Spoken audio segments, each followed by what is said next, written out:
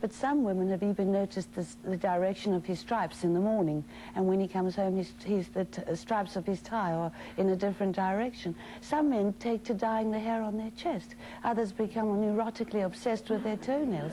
Some become absolutely overwhelmed with the state of their underwear. Some suddenly know a great deal about female contraception.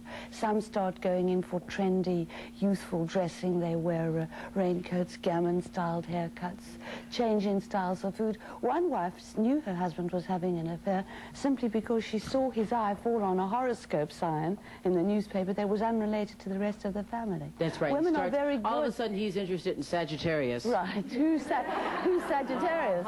Interesting. You also mentioned in the book there's a guy who laid, I think, was it an airline ticket he left out on the counter? Oh, well, many husbands actually leave clues lying around because they want their wives to force a confrontation. But what is very interesting is that the other woman very often leaves physical, tangible evidence of her presence in that wife's life.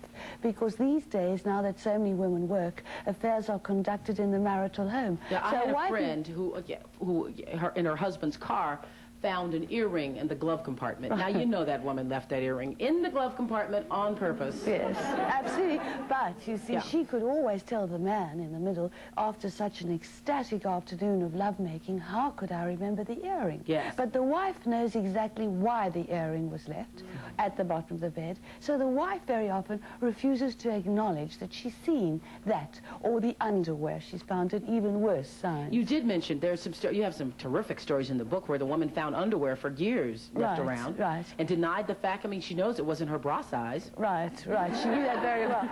And it wasn't that she was denying it to herself at all, but she was denying the other woman the confrontation the other woman wanted, because another myth is that as soon as a wife finds out about it, she throws the man out. Now, too many wives do that sort of thing, and that results in needless divorce. But more wives than we would ever dream have actually fought the woman versus woman conflict, and no one's ever known about it. Really? How do they fight? Well, they're hundreds I don't like the idea of women on the street pulling each other's hair out. No, but you see what Audrey was saying is true earlier on. They fight it in the most imaginative ways.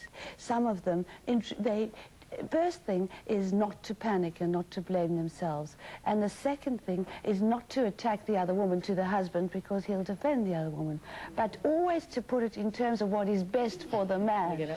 What will be best for you, not what will be best for the family, but how will she fit in with your boss? Will she be able to go on these weekends? That sort of thing. Some wives actually, when they knew their husband was involved with a young woman with small children, one of them actually borrowed a baby from her dentist receptionist. And what she did was to borrow this baby, fill the household with all kinds of baby clubber, baby strollers, diapers, drying, bottles spilling. She even managed to have the child wet the husband. And what happened was that he realized what he would be getting into with this young woman. She never told him why she had borrowed the baby. She was actually giving the young dentist... So are you saying, should you confront the husband? Not always, though sometimes it's done. And when it is done, many wives say, look, I know about this. It has happened to men before. Some wives say, you know, it happened to your father. The father's dead. You can't ask the father. And so is the mother, you see.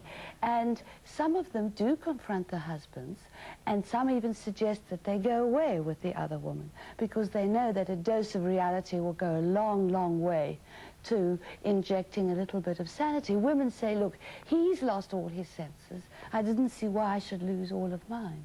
That's a smart woman. That's a smart woman. You see, the trick is to diminish the affair without diminishing the man. That's a very good point you're making, because, Audrey, you say, too, not only in diminishing the affair, but to maintain some self of dignity and control for yourself. Yeah, I find that I think that it's difficult for women to be able to do the thing of strategizing and working with the man and fighting for the man if you're distraught, if you're depressed, if you are, in some cases, suicidal, which I've had cases like that, and if you have a very low self-esteem of yourself, where all of who you're all about has been housed in the context of having this relationship as a wife or lover, then it's very difficult to be able to separate out all of that and also then develop strategies. You have to be able to be objective to do the strategies.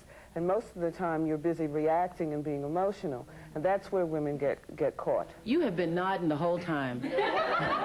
Now, you must stand up here and tell me why you keep nodding. Stand up. Hi. Hi. Hi. Yes. Well, I've been through it once before. What have you been through? What? Tell me. Well, I've shared my man.